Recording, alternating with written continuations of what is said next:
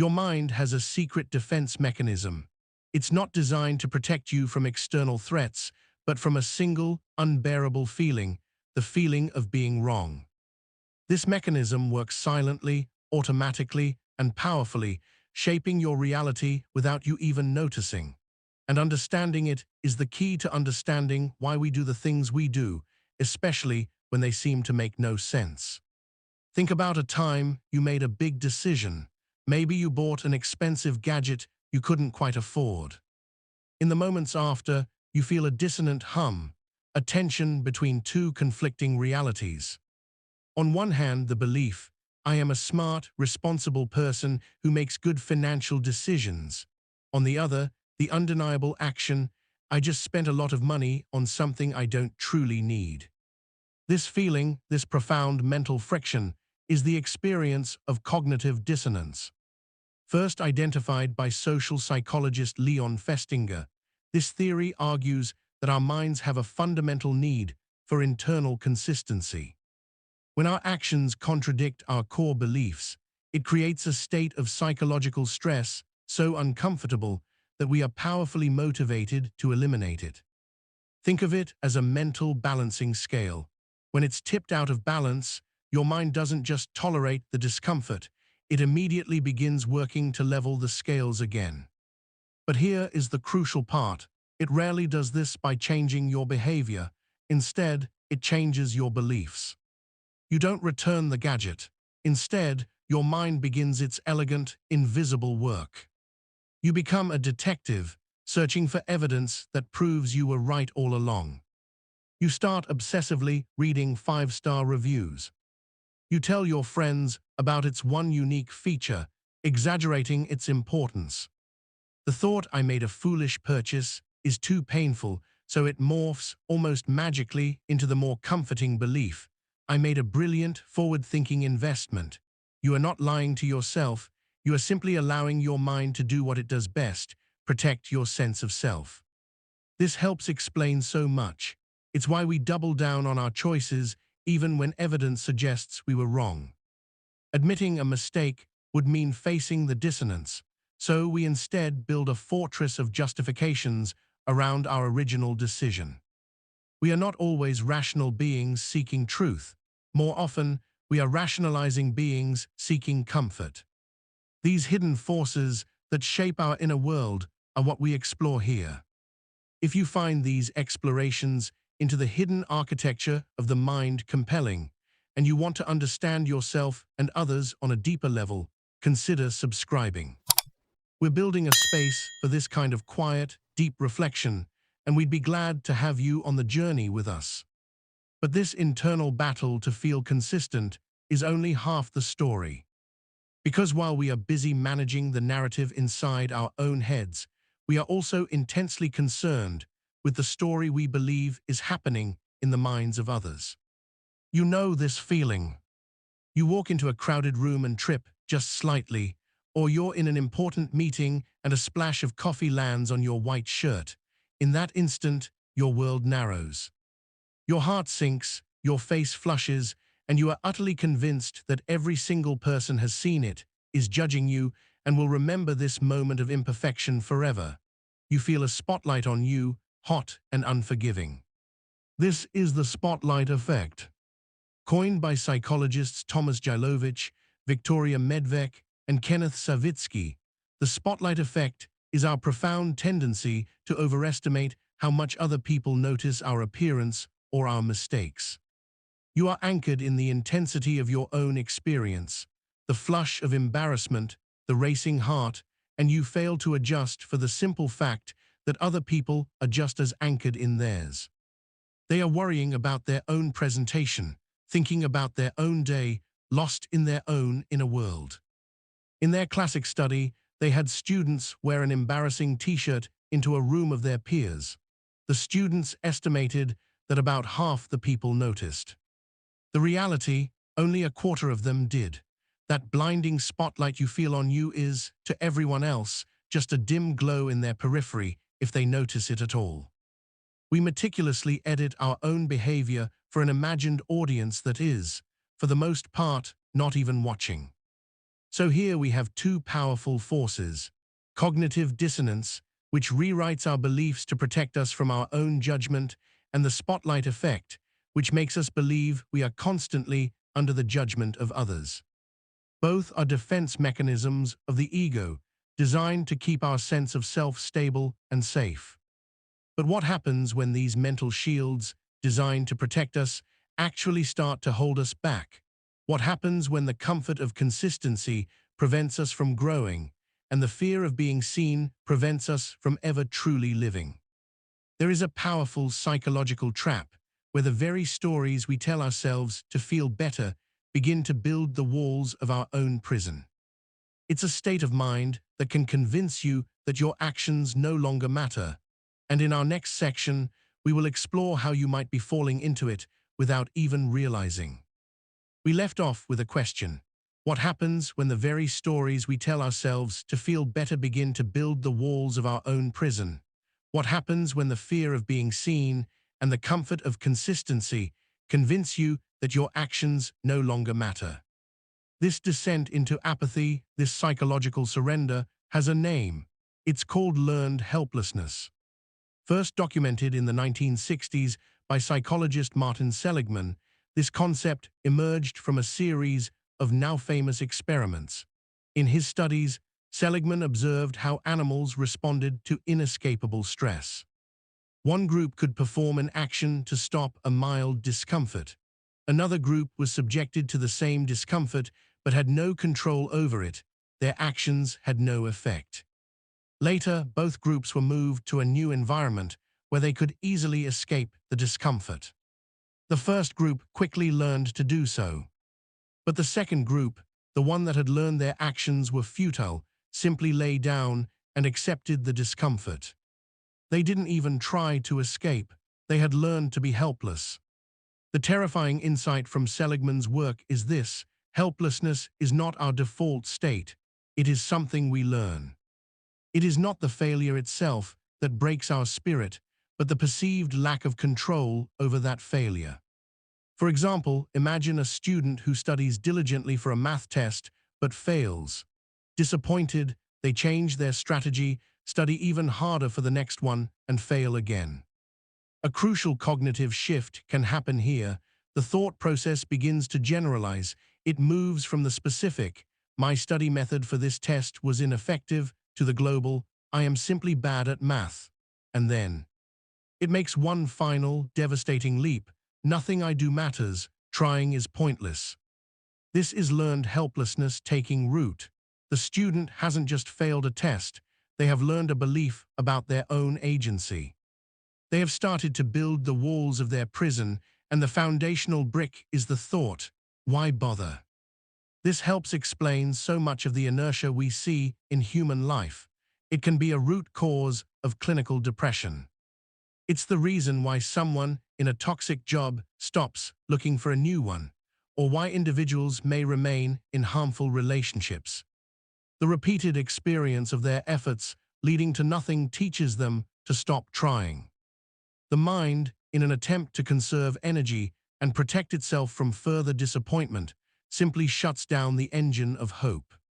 So if some people fall into this trap while others, facing the exact same setbacks, do not, what is the deciding factor? What separates the person who gives up from the person who tries again? The answer lies in where we believe control truly resides. This brings us to a foundational idea in psychology: the locus of control. Developed by psychologist Julian Rotter, locus of control is a spectrum that describes how much you believe you have control over the outcomes in your life. It's about who you think is holding the pen that writes your story. On one end of the spectrum is an internal locus of control. People with a strong internal locus believe that they are the primary architects of their lives. They see successes and failures as a direct result of their own efforts, their choices, and their abilities. When they succeed, they feel pride. When they fail, they feel responsible, but also empowered to learn and change their approach. On the other end is an external locus of control. People here believe that their lives are shaped by outside forces: luck, fate, chance, or the actions of powerful others. They feel that things happen to them rather than because of them. When they succeed, they might feel lucky, but when they fail, they feel like victims of circumstance, powerless to change the outcome. For example, imagine two employees are passed over for the same promotion. The one with a strong internal locus of control might think, I need to understand what was missing in my performance. I'll ask for feedback and work on developing those skills for the next opportunity. The failure is a data point for future action. But the employee with a strong external locus of control is more likely to think, of course, I didn't get it.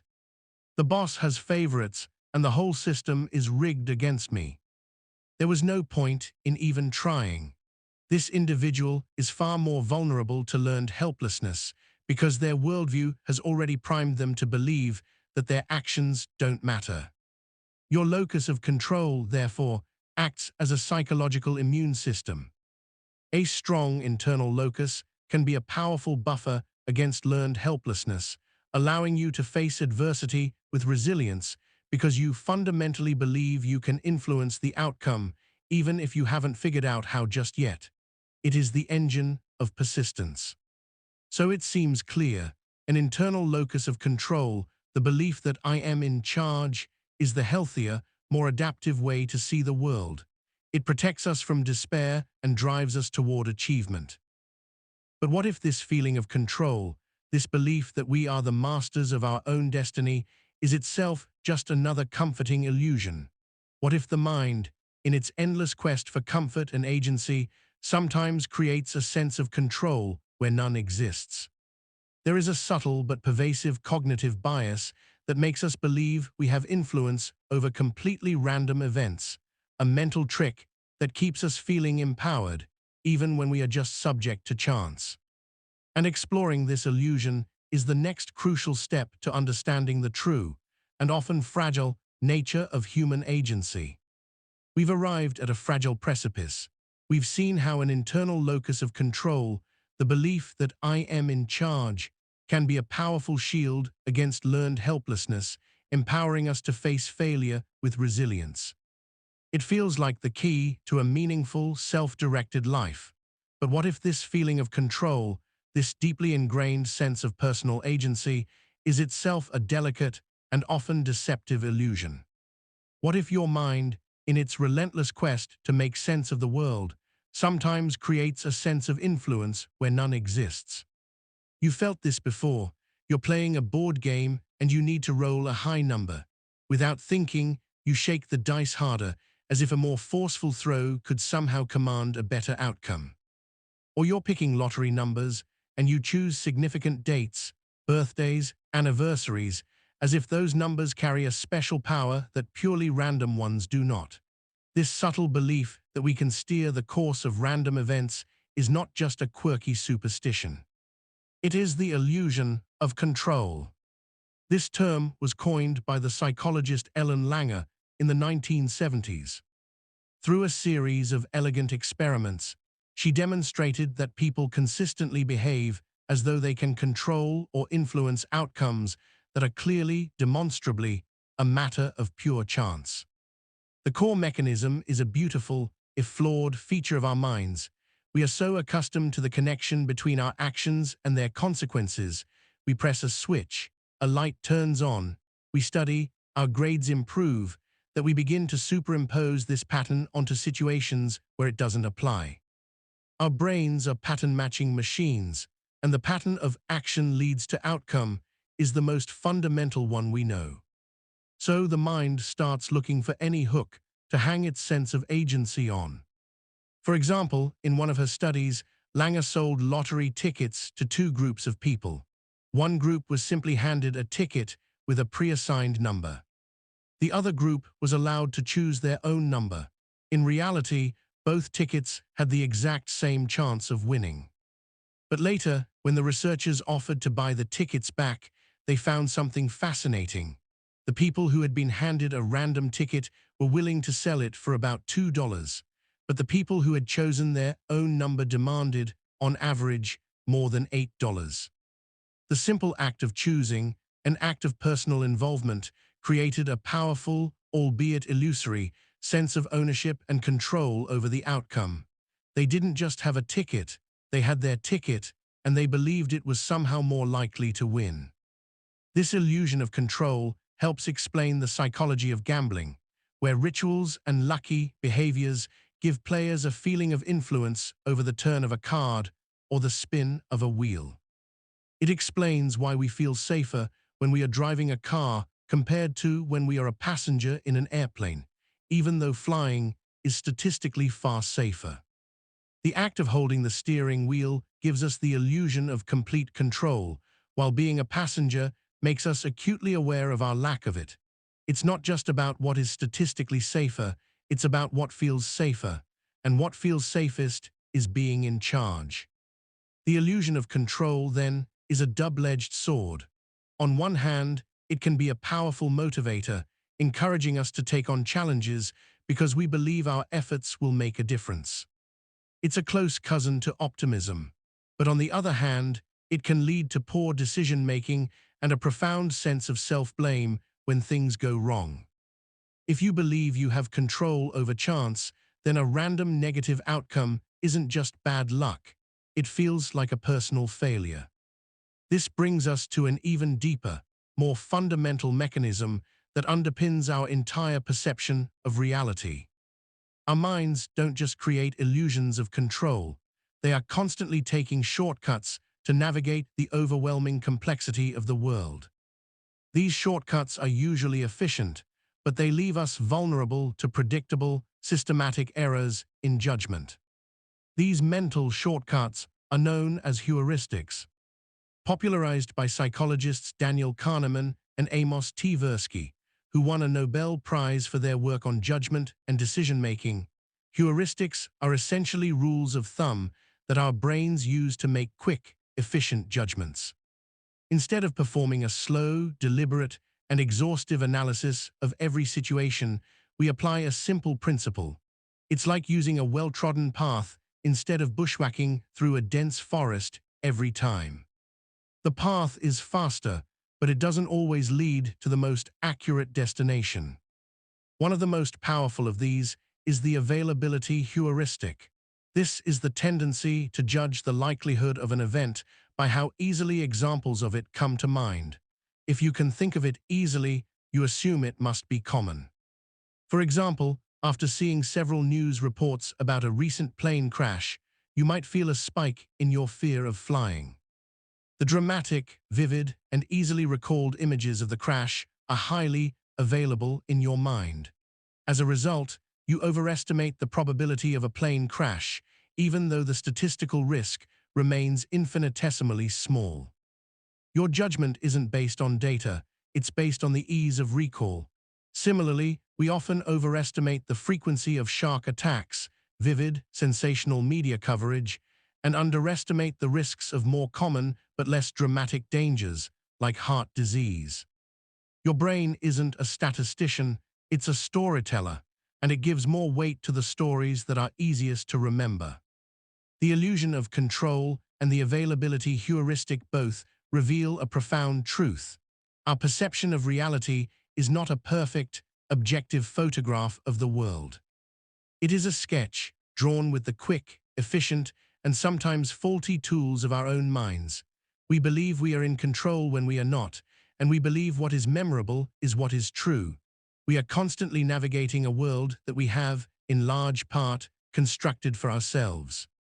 But our minds don't just misjudge the world outside, they also profoundly misjudge the world inside. We think we know why we feel what we feel, but our brains have a remarkable ability to get the story wrong.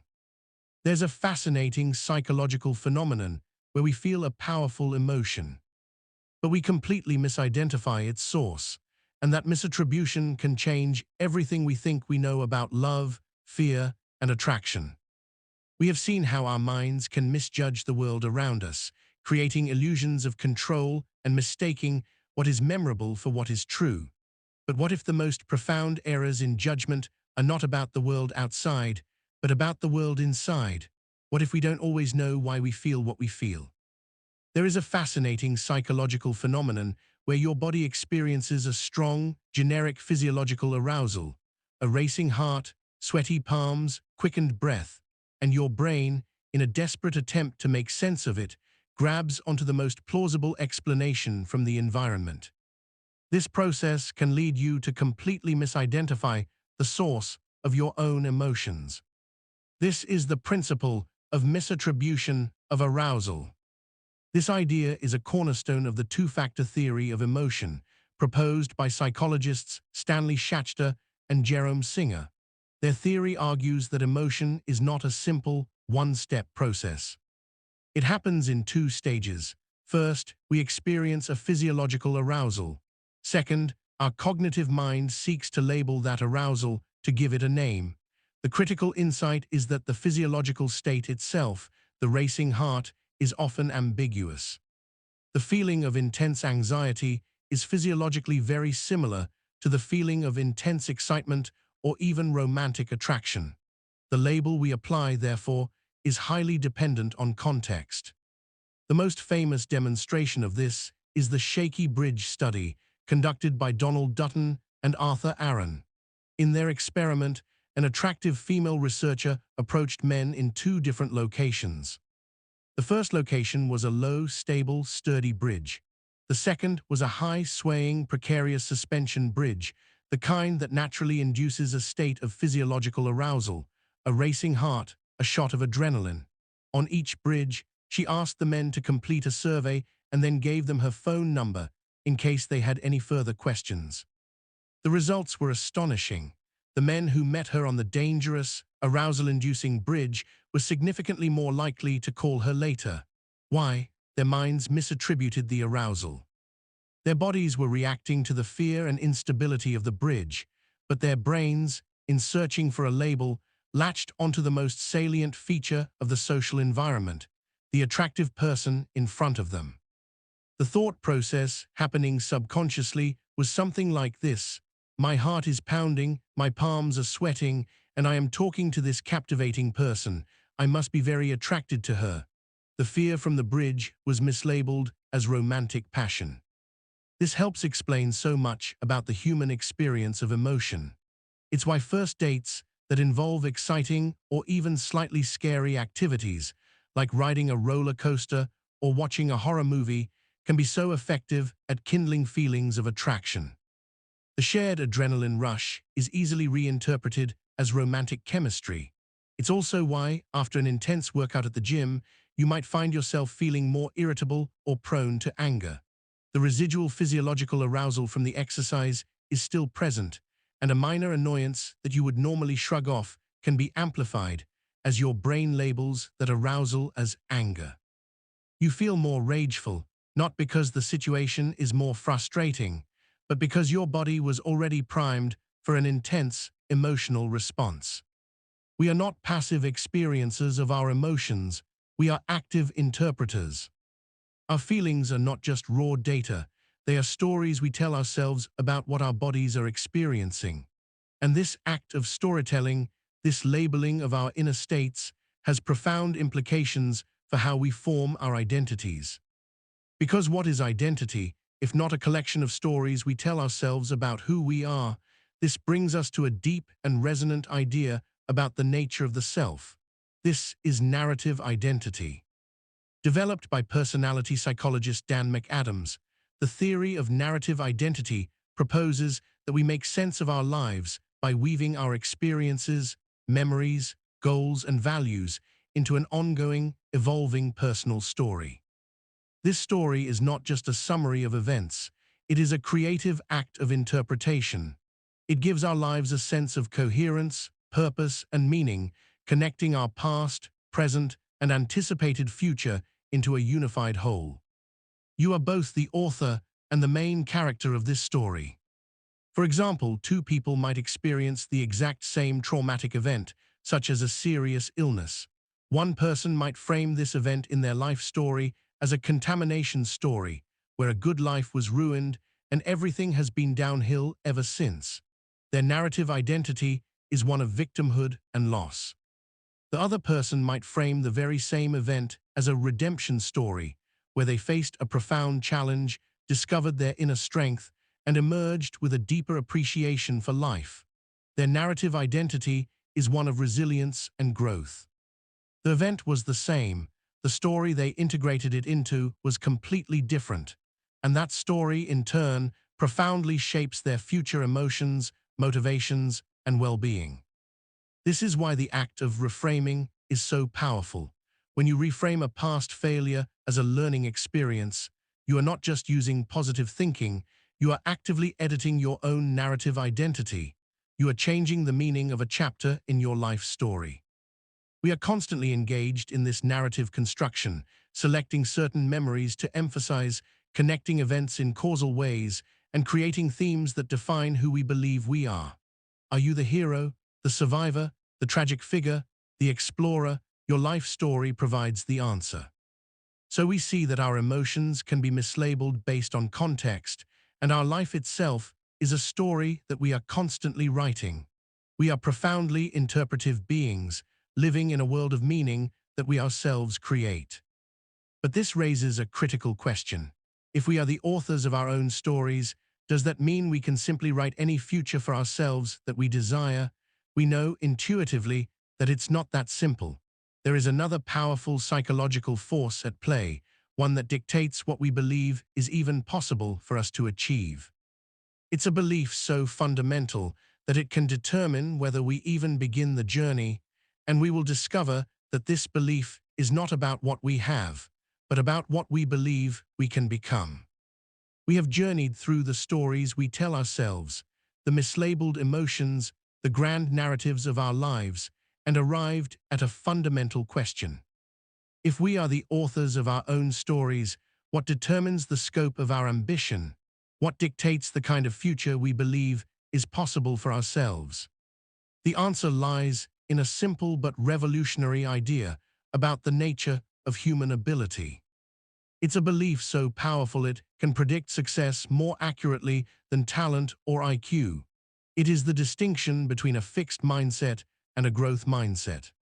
This groundbreaking concept was developed by Stanford psychologist Carol Dweck. Through decades of research, she discovered that our beliefs about where our abilities come from, whether they are innate or developed, profoundly shape how we approach challenges and ultimately how successful we become. A fixed mindset is the belief that your qualities, like intelligence, talent, and personality, are carved in stone. You have a certain amount, and that's that. This belief creates an urgency to prove yourself over and over. Every task, every test, every social interaction becomes a referendum on your innate abilities. Success is seen as a validation of your fixed talent, but failure is devastating. It's not just a setback, it's a verdict. It means you lack the necessary ingredients for success. Therefore, people in a fixed mindset are often afraid of challenges, because in challenges lie the risk of failure, and failure threatens to expose their perceived limitations. A growth mindset, on the other hand, is the belief that your basic abilities can be developed through dedication and hard work. Brains and talent are just the starting point. This view creates a love of learning and a resilience that is essential for great accomplishment. Failure is not a verdict, it is an opportunity. It's a signal to apply more effort, to try a new strategy, to learn. Challenges are not threats to be avoided, but opportunities to grow. The focus shifts from proving you are smart to becoming smarter. For example, imagine two children learning to play the piano. The child with a fixed mindset hits a difficult passage and stumbles. Their internal monologue is, "I'm not good at this, I don't have the talent." They feel discouraged, embarrassed, and may want to quit. The music is a test, and they have failed it. The child with a growth mindset hits the same difficult passage and stumbles. Their internal monologue is different. "This is hard. My fingers aren't used to this movement yet. I need to practice this part more slowly." They see the difficulty not as a reflection of their identity, but as a part of the process. The music is a challenge, and they are rising to meet it. This helps explain why some people with immense natural talent never reach their full potential, while others with seemingly less natural ability achieve extraordinary things. The person with a fixed mindset plateaus because they avoid the very challenges that would stretch their skills. The person with a growth mindset thrives on those challenges, continuously expanding their capabilities. Your mindset, Dweck argues, is the lens through which you see and experience your own potential. And critically, a mindset isn't permanent. It can be changed. Recognizing your own fixed mindset triggers, like feeling defensive when you receive criticism, is the first step toward cultivating a more growth-oriented view. This belief in the possibility of growth is the engine of personal development. But what directs that engine? What gives it focus and purpose? A growth mindset tells you that you can improve, but it doesn't tell you what to improve or why. For that, we need to look at a deeper level of human motivation. This brings us to self-determination theory. Developed by psychologists Edward Desai and Richard Ryan, self-determination theory is a comprehensive framework for understanding human motivation and personality. It proposes that all human beings, regardless of culture, have three innate, universal psychological needs. When these three needs are met, we thrive. We feel motivated, productive, and happy. When they are thwarted, our motivation and well-being suffer. The first need is autonomy. This is the need to feel in control of our own behaviors and goals. It is the desire to be the agent of our own life, to feel that our actions are a result of our own volition, not external coercion or pressure. It's the feeling that I choose to do this. The second need is competence. This is the need to feel effective in dealing with our environment. It's about mastering challenges and experiencing ourselves as capable and skilled. It's the feeling that I am good at this. The third need is relatedness. This is the need to have close, affectionate relationships with others. It's the desire to feel connected, to belong, and to care for and be cared for by others. It's the feeling that I matter to other people. For example, consider the difference between two work environments. In one, a manager micromanages every task, gives only critical feedback, and fosters a competitive, isolating atmosphere. This environment systematically thwarts all three needs. Autonomy is gone because of the micromanagement. Competence is undermined by the constant criticism. And relatedness is destroyed by the competitive culture.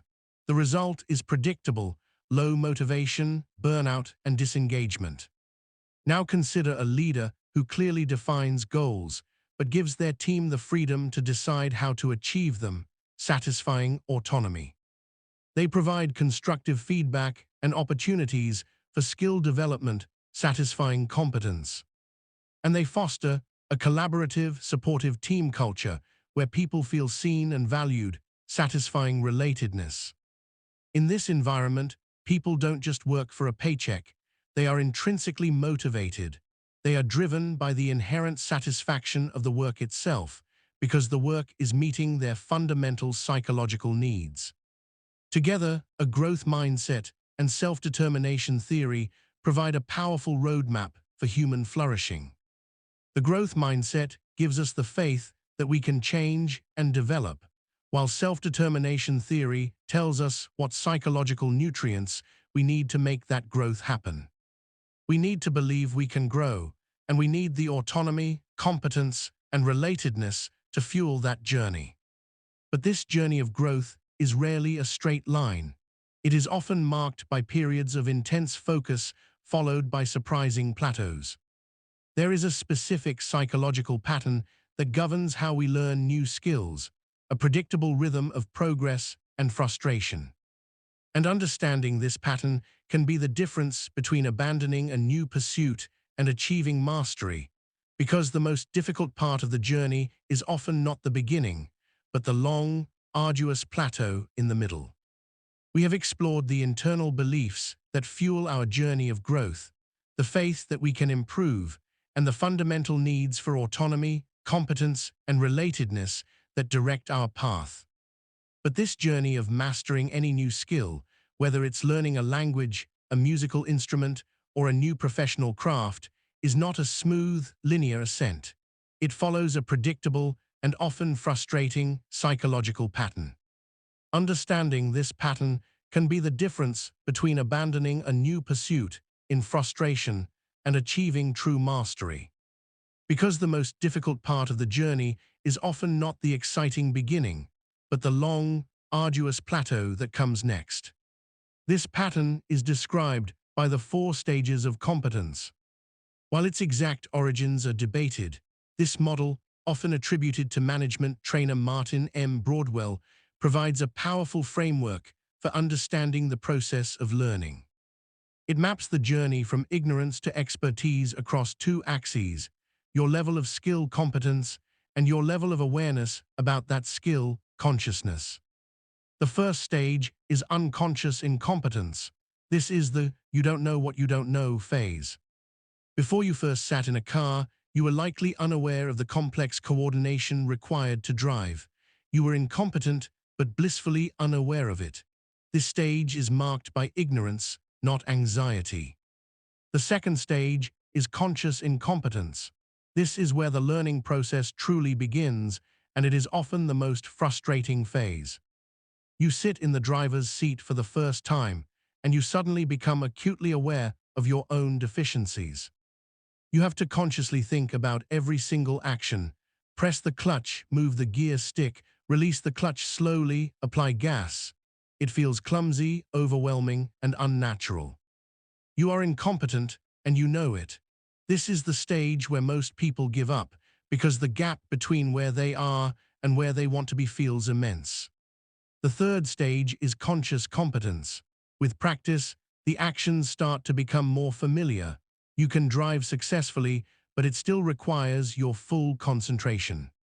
You are actively thinking through the steps, especially in challenging situations like parallel parking or navigating heavy traffic.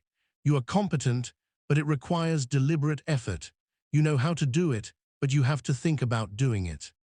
The fourth and final stage is unconscious competence. This is the state of mastery. You have practiced the skill so much that it has become second nature. You drive without thinking about the mechanics of driving.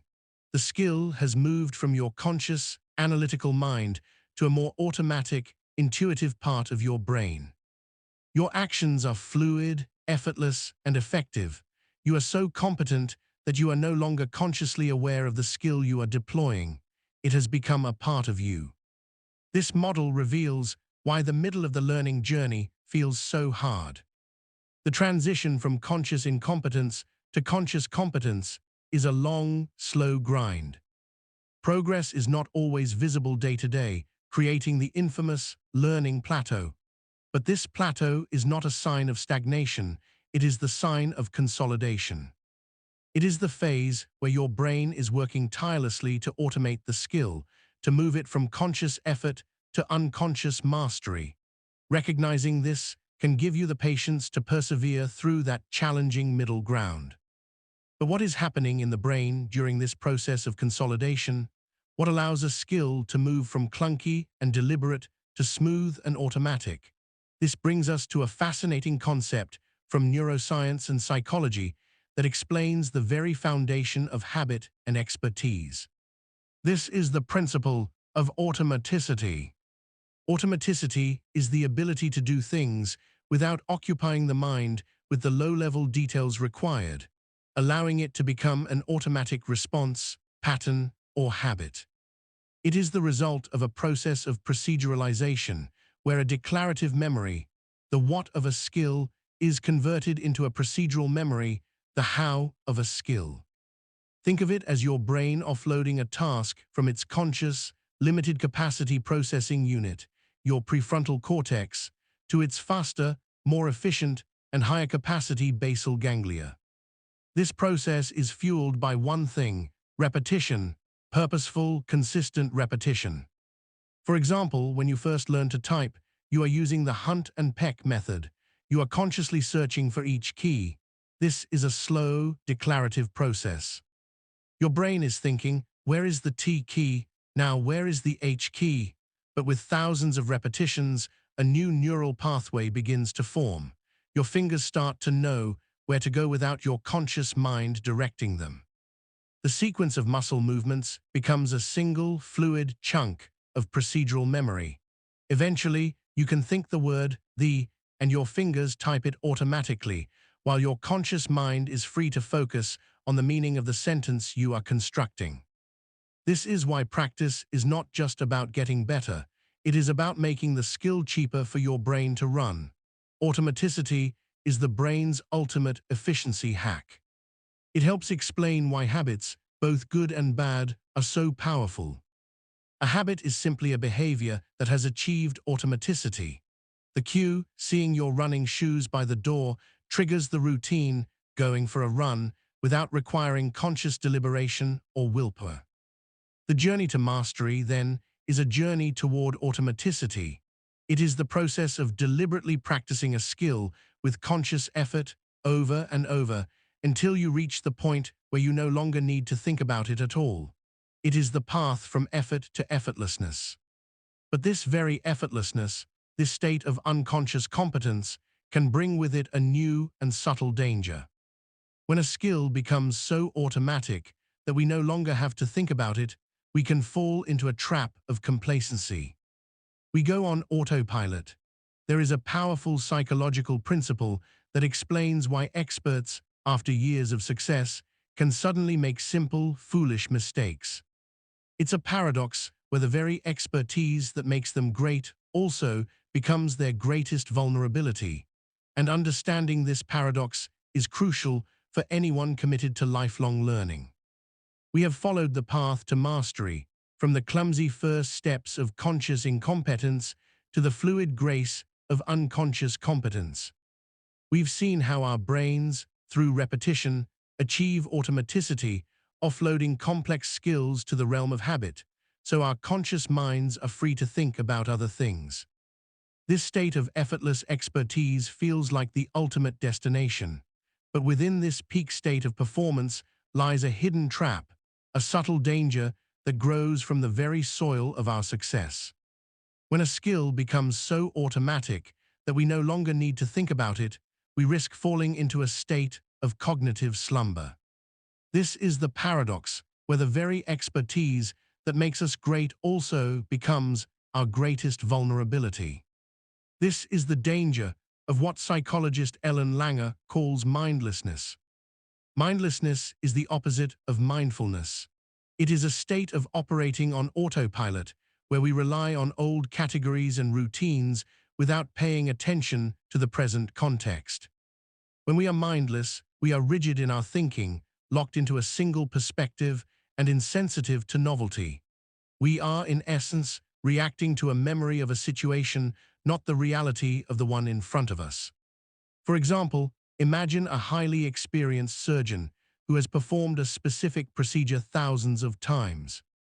The skill is deeply ingrained, a perfect example of unconscious competence. But one day, a patient presents with a very slight, almost imperceptible anatomical variation.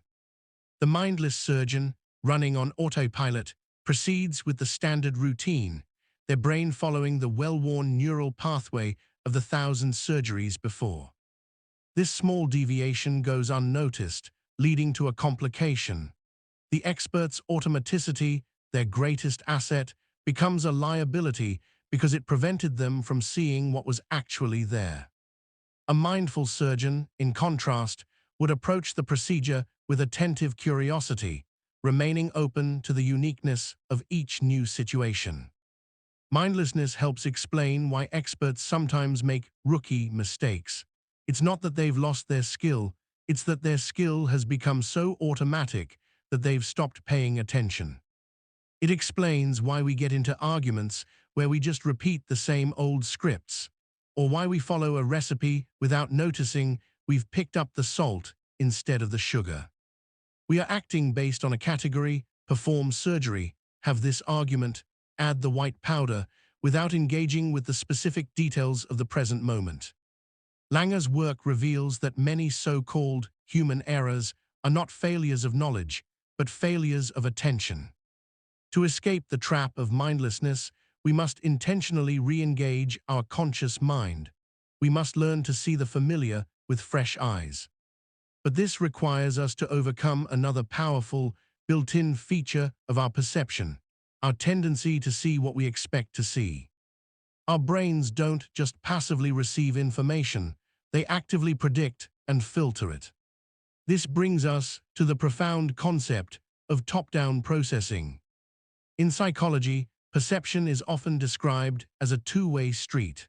Bottom-up processing is when we build our perception from the raw sensory data. You see lines, curves, and colors, and your brain assembles them into the image of a flower. But perception rarely works in such a pure, bottom-up fashion. It is almost always influenced by top-down processing.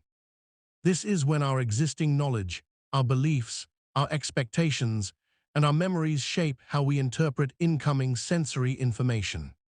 Your brain doesn't just see the lines and curves. It expects to see a flower, and it uses that expectation to interpret the data more quickly and efficiently. Top-down processing is why you can read a sentence even when the middle letters of the words are jumbled.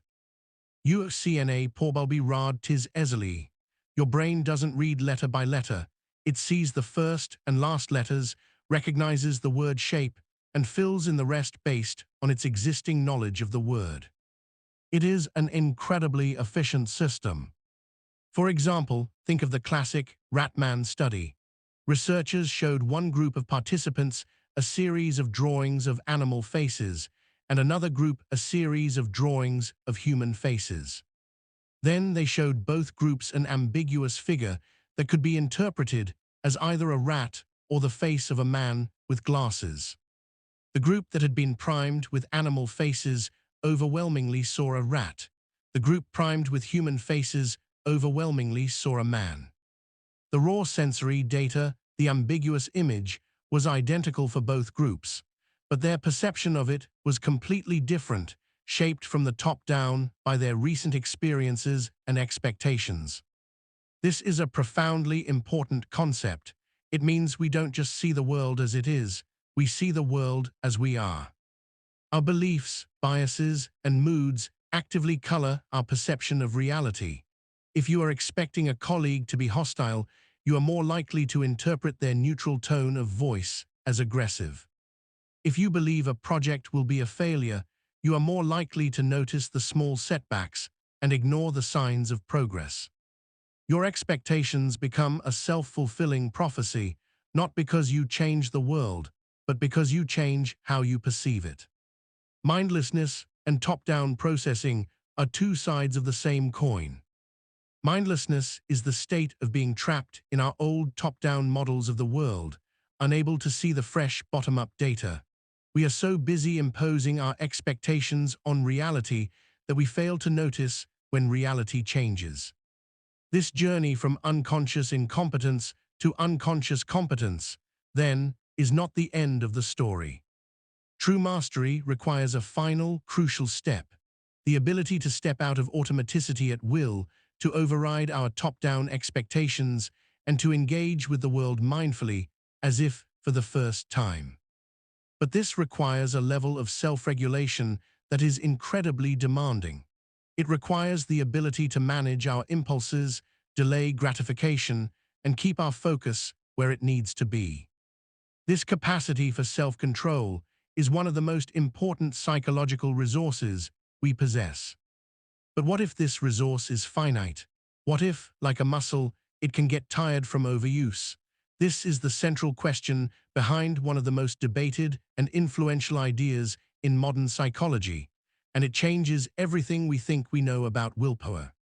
We have arrived at the challenge of true mastery, the need to break free from the mindless autopilot of expertise and re-engage with the world with focused, deliberate attention. This requires an immense act of self-regulation, a conscious effort to override our ingrained habits and expectations. This ability to direct our own thoughts, feelings, and actions is what we commonly call willpower. It is the engine of self-control. But what if this engine runs on a limited supply of fuel? What if every act of self-control, from resisting a donut to forcing yourself to focus on a boring task, draws from the same finite resource? This is the central idea behind one of the most influential and controversial concepts in modern psychology: This is the theory of ego depletion. Proposed by psychologist Roy Baumeister and his colleagues, the theory of ego depletion suggests that our capacity for self-control is like a muscle.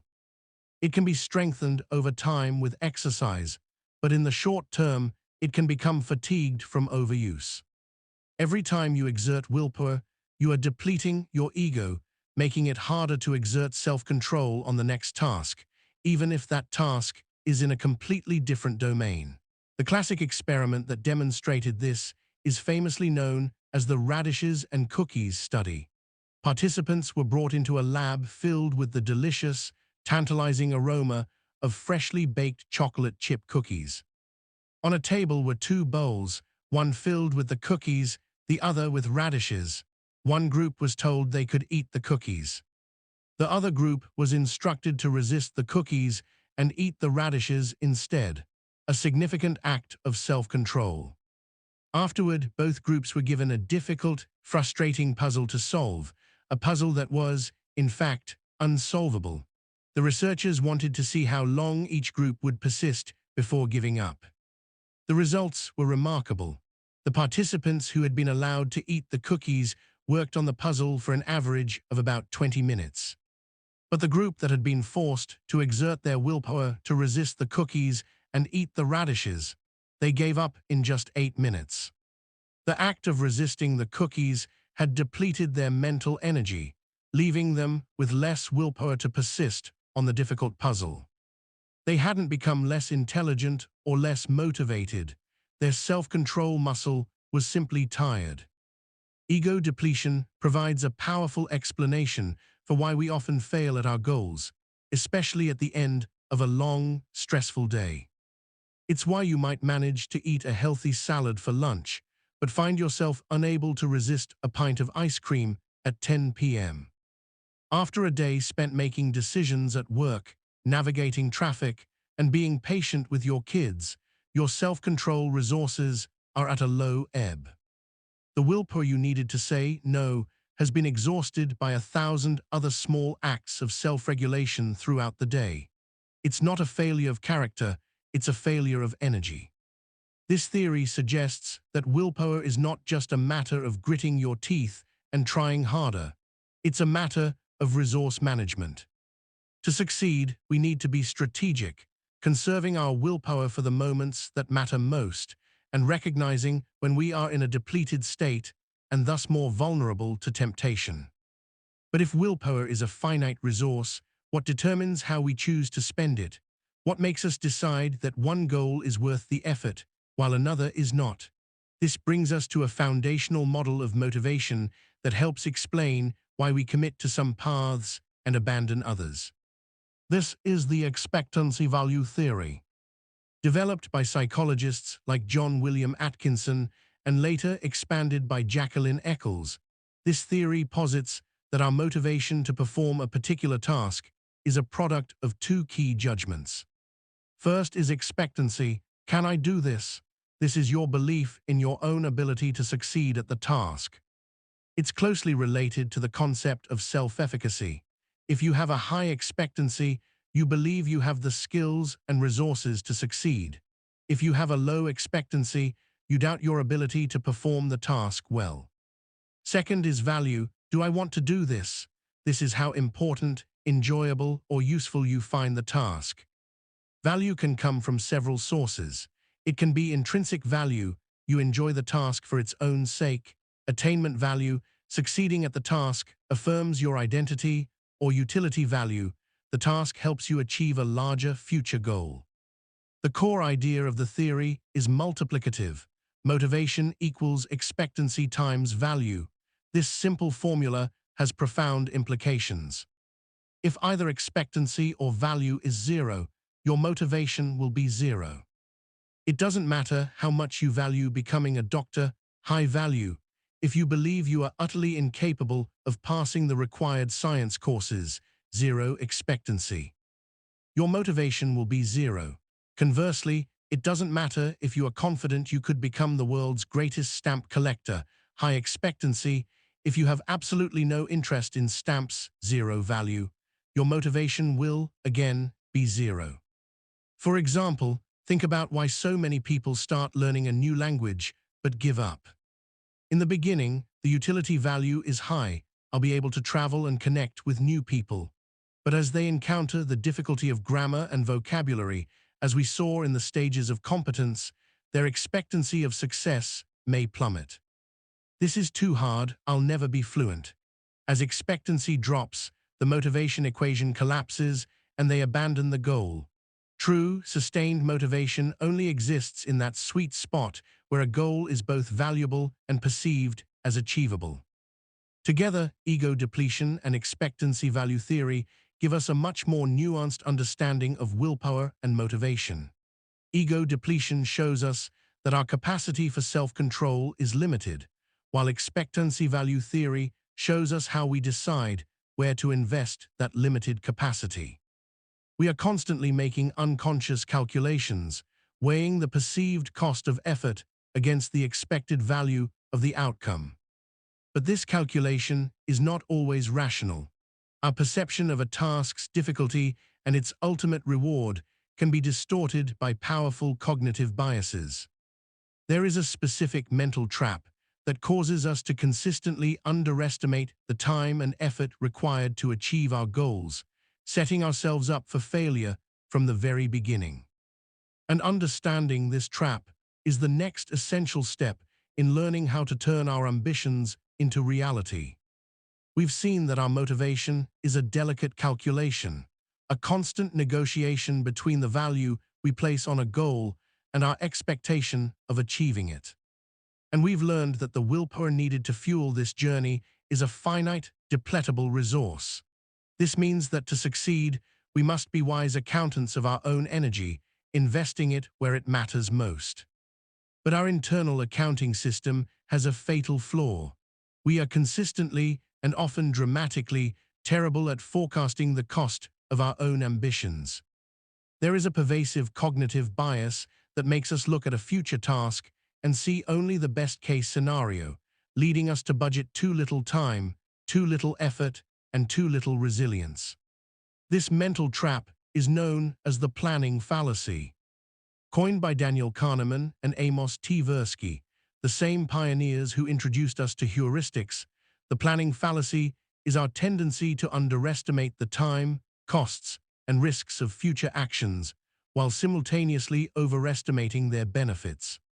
It's not just simple optimism, it's a specific failure to consider our own past experiences. Even when we know that similar tasks in the past have taken longer than expected, we somehow convince ourselves that this time will be different. The core mechanism is a cognitive sleight of hand. When we envision a future project, we tend to adopt a narrow, inside view. We focus on the specific components of the task itself, imagining a smooth, uninterrupted path to completion. We construct a simple, elegant story of success. What we fail to do is take an outside view, to look at the statistical reality of how long similar projects have taken in the past, for ourselves or for others. We ignore the messy, complex reality of unforeseen obstacles, competing priorities, and simple human error. For example, you decide to renovate your kitchen. In your mind's eye, you create a clear, linear plan: 1 week for demolition, 1 week for plumbing and electrical, 1 week for cabinets, and 1 week for finishing touches. A month tops. This is the inside view. But you fail to account for the contractor getting sick, the wrong countertop being delivered, a hidden water damage issue, or the simple fact that every small decision takes longer than you think. A person taking the outside view would ask, of all the people I know who have renovated their kitchens, how long did it actually take them? The answer is almost always longer than the initial plan. The planning fallacy is the reason why government megaprojects, from airports to IT systems, notoriously run over budget and behind schedule. It's why your 5-minute task at work ends up consuming your entire morning. We fall for this fallacy because it's emotionally comforting. A simple, optimistic plan is easy to commit to. A complex, realistic plan that accounts for potential disasters is intimidating, and can drain our initial motivation. The planning fallacy allows us to begin. The danger is that when the inevitable, unplanned-for obstacles arise, our motivation shatters because the reality no longer matches the simple story we told ourselves. Our expectancy of success plummets, and we are tempted to give up. So we systematically underestimate the effort required. But what about the reward?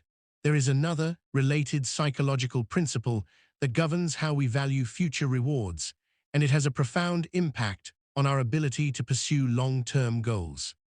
This is the concept of hyperbolic discounting, also known as temporal discounting. This is our tendency to have a stronger preference for rewards that are closer to the present time than for rewards that are further in the future. Our brain discounts the value of a future reward, and it does so in a highly inconsistent or hyperbolic way. Hear how it works. If you were offered $100 today or $105 in a week, you would likely take the $100 today. The immediate reward feels far more valuable than the slightly larger but delayed one. However, if you were offered $100 in 52 weeks or $105 in 53 weeks, you would almost certainly choose the $105. Why? In both scenarios, the trade-off is the same, waiting 1 week for an extra $5. The difference is the when. When the rewards are far in the future, we are more patient and rational. But as a smaller, immediate reward gets closer, its subjective value skyrockets, making it incredibly difficult to resist. For example, this is the internal battle you face every morning when your alarm goes off. The long-term reward of getting up on time, having a calm morning, being punctual for work, is large but distant. The immediate reward of hitting the snooze button, 10 more minutes of warm, comfortable sleep, is small but right now. The hyperbolic curve of your brain's valuation system makes that immediate reward feel overwhelmingly powerful, even though you know the long-term reward is better. Hyperbolic discounting is the engine of procrastination and the enemy of long-term goals.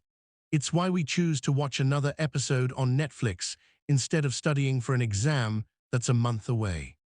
It's why we buy an unhealthy snack instead of saving that money for a far-off retirement. The future self who will benefit from our discipline feels like a stranger. The present self who wants immediate gratification feels intensely real.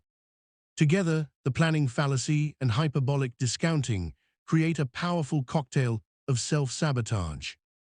The planning fallacy makes us believe the journey to our goal will be short and easy, while hyperbolic discounting makes the reward at the end of that journey feel small and distant compared to the immediate pleasures available right now.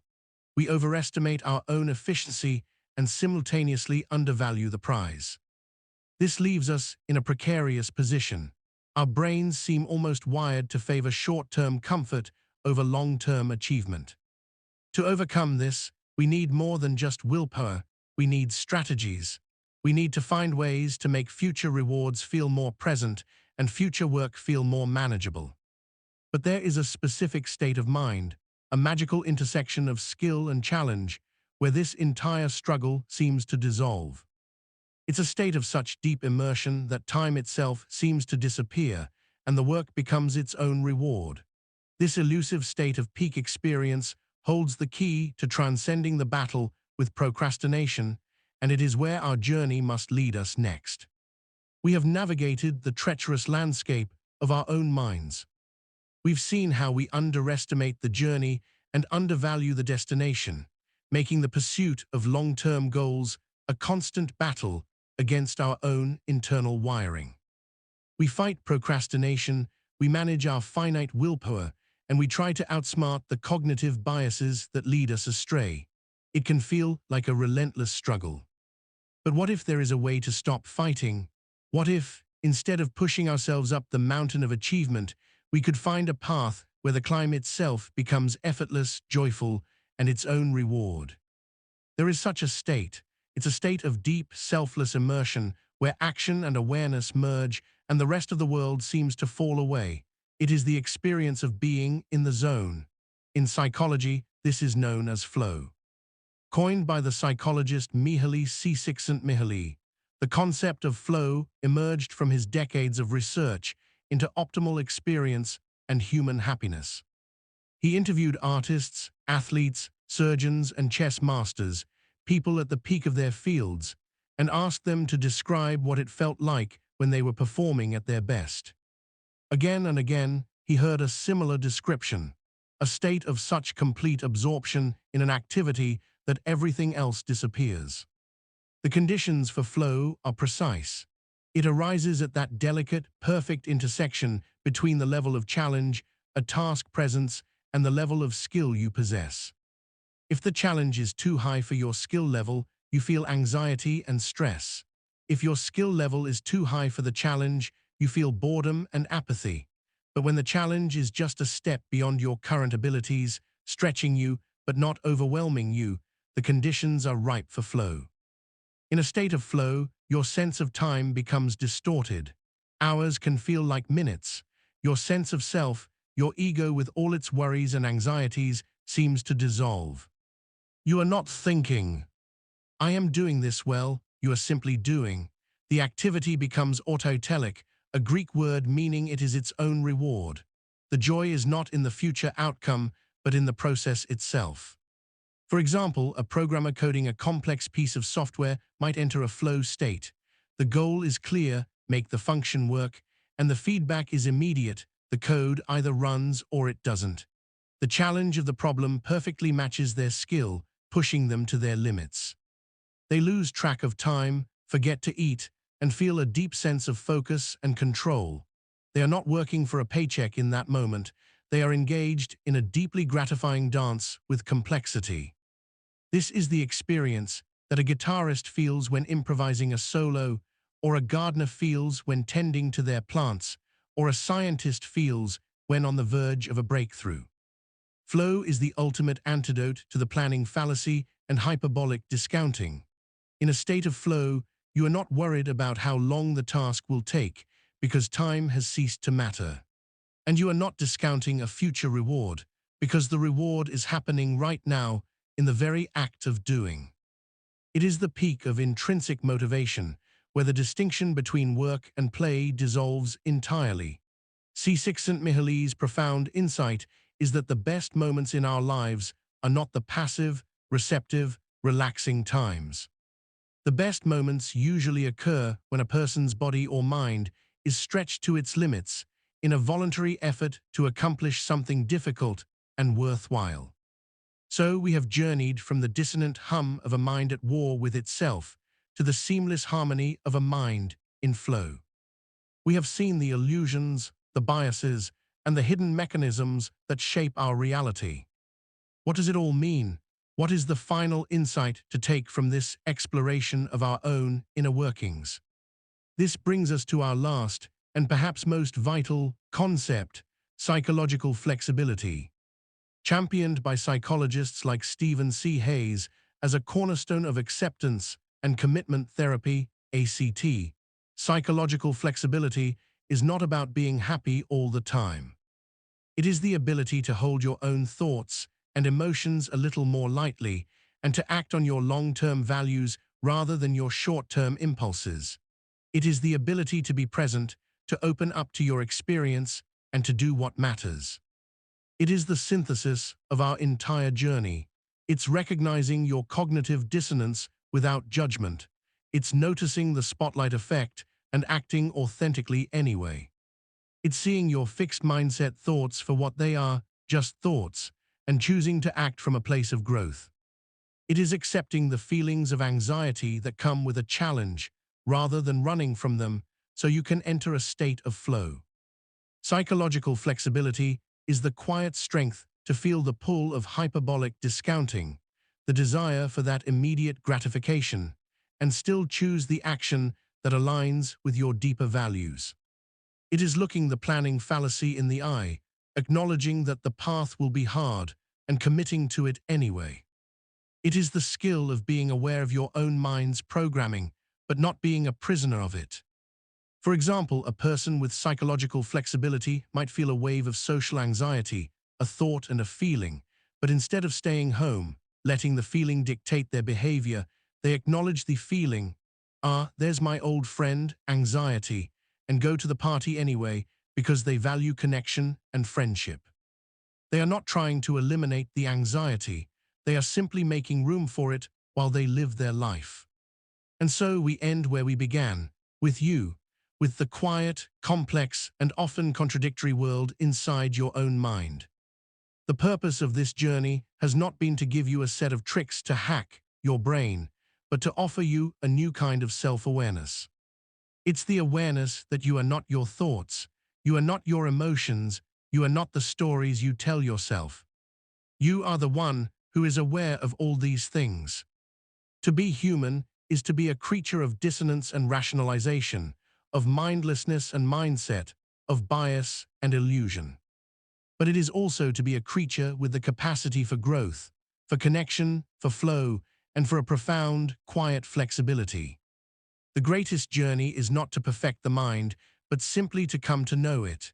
And in knowing it, to learn to hold it with a little more wisdom, a little more patience, and a little more compassion.